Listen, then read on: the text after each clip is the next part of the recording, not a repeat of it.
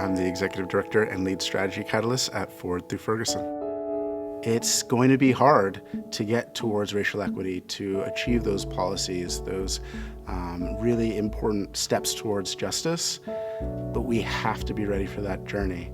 6 years after the killing of Michael Brown, that really traumatizing incident for so many people across our region, aside from the tragedy for that family, it's about time that we actually invest in these things and that our corporate leaders, our political leaders across the region are taking up those calls to action and implementing them. They have the power to do it.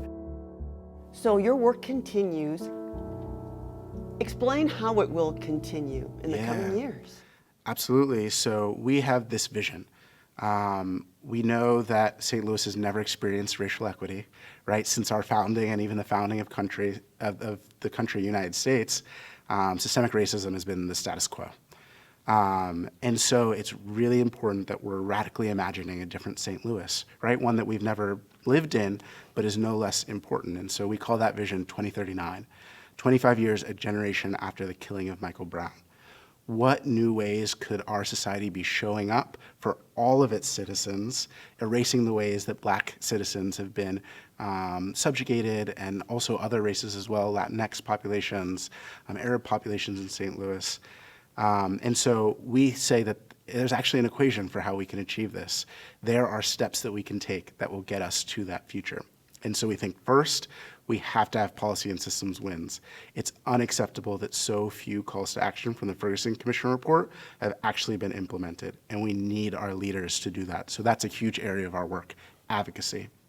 Second, we need a culture and practice of equity, right? We need to be moving away from the past ways that we set up our institutions and our lives towards one that centers equity. Third, we need to sustain the work. We need to invest in the people and the money that it's going to take to change things. There's been 100 years of disinvestment into the north side. It's going to take a lot of reinvestment to right some of those wrongs. It has to be led by people most directly affected by the issue.